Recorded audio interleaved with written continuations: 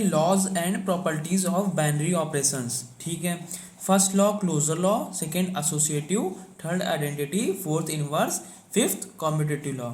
तो ये बात बहुत अधिक पूछी जाती है कि कौन से सेमी ग्रुप होते हैं, कौन मोनोइड, कौन ग्रुप और अबेलियन ग्रुप। इसमें बहुत ज़्यादा कंफ्यूजन भी होती है लोगों को, लेकिन आज हम बताने वाले हैं कि देखिए स्टार्टिंग के दो यानी कि क्लोजर और एसोसिएटिव अगर कोई ग्रुप है वो फॉलो कर रहा है तो वो होगा सेमी ग्रुप।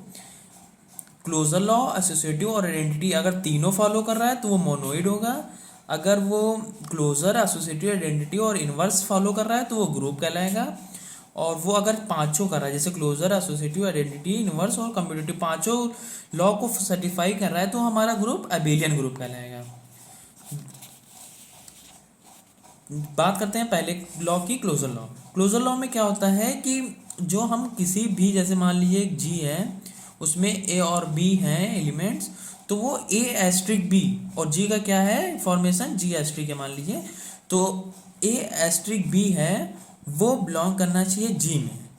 जी मतलब कि ग्रुप में। For all A comma B belongs to G, मतलब ए एस्ट्रिक बी भी बिलोंग करना चाहिए जी में। और ये नहीं कि सिर्फ ए एस्ट्रिक बी ही बिलोंग करना चाहिए, उसके साथ साथ जितने भी ए कॉमा बी हैं वो सारे बिलोंग करने चाहिए जी में। तो वो लॉ क्या होता है, क्लोजर लॉ।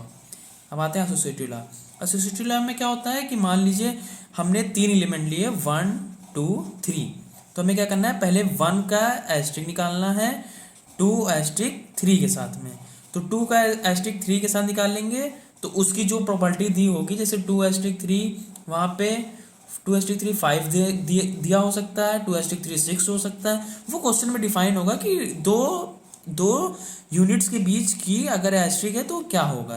तो 2 एस्ट्रिक 3 है उसका 1 से निकालना है, फिर इसमें क्या करना है 1 को पहले 2 के साथ एस्ट्रिक करना है, फिर बाद में 3 के साथ करना है। तो ये दोनों क्या आना चाहिए, आपस में इक्वल आने चाहिए, LHS इक्वल टू RHS।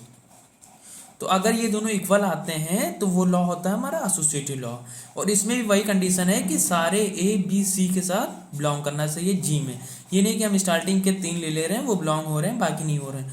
तो ये चीज़ ध्यान में देना है कि ए बी सी बिलोंग करना चाहिए जी में।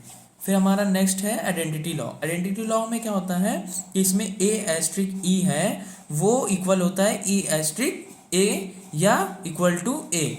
आप इसको डायरेक्ट ए के बराबर कर सकते हैं या इसको ए के बराबर कर सकते हैं। इसको हम देखें ऐसे लिख सकते हैं ए एस्ट्रिक ई इक्वल टू ए। अब मान लीजिए ए की वैल्यू हमारी 1 है तो यहाँ पे 1 लिखेंगे और इसको 1 लिख लेंगे। पहले हमें क्या पता होता है, ए की वैल्यू डिफाइन होती है, हमें ई की वैल्यू नहीं पता होती, ई की वैल्यू हमें निकालना होता है। तो आप ध्यान में रखिए कि हमें 1 में आप ऐसा क्या मल्टीप्लाई कर दें कि हमें इक्वल के उधर 1 मिले। तो हम जाहिर सी बात है ई की जगह पे 1 को प्लेस करेंगे तो यहाँ पे आइडेंटिटी एलिमेंट क्या हो जाएगा, ई इक्वल टू 1। तो ये चीज़ हमें फॉर्मेट करनी होगी कि ए में ऐसा क्या मल्टीप्लाई करें कि ए ही आए। ये चीज़ बार बार आती है आइडेंटिटी लॉ में, तो ये ध्यान देने वाली चीज़ है। फिर हम बात करते हैं इनवर्स एलिमेंट। इनवर्स एलिमेंट में क्या होता है, यहाँ पे है B asterisk A equal to E, इसको हम ऐसे भी लिख सकते हैं B asterisk A equal to E. हमारा आइडेंटिटी एलिमेंट पीछे आ ही चुका था 1। ये हर क्वेश्चन में यूनिक होता है, सबका अलग अलग भी होता है, ऐसा नहीं है।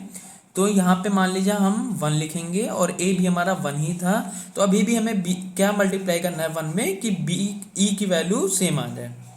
तो बी की जगह पे हम 1 को मल्टीप्लाई कर देंगे तो 1 एस्ट्रिक 1 इक्वल टू 1। तो बी की वैल्यू क्या होगी यहाँ पे 1। बी हमारा क्या होता है, इनवर्स एलिमेंट होता है ऑफ ए का। फिर लास्ट होता है जो लॉ हमारा कम्यूटेटिव लॉ। इस लॉ में क्या होता है कि ए एस्ट्रिक बी है अगर, तो बी एस्ट्रिक ए दोनों इक्वल होने चाहिए। हाँ जाहिर सी बात है, अक्सर होता है कि 2 एस्ट्रिक 3 इक्वल टू 3 एस्ट्रिक 2। तो ये क्या होना चाहिए, LHS इक्वल टू RHS आना चाहिए। और इसमें भी वो कंडीशन है for all A comma B belongs to G. यहाँ पे भी ए और बी पे ध्यान देना है कि सारे ही बिलोंग करने चाहिए, ऐसा नहीं है कि 2 बिलोंग करें बाकी ना हो। तो ये था हमारा आज का टॉपिक। आगे की क्लास में हम पढ़ेंगे ग्रुप थ्योरी क्या होती है और उससे रिलेटेड कुछ क्वेश्चन होंगे। तो ठीक है, thank you, have a nice day.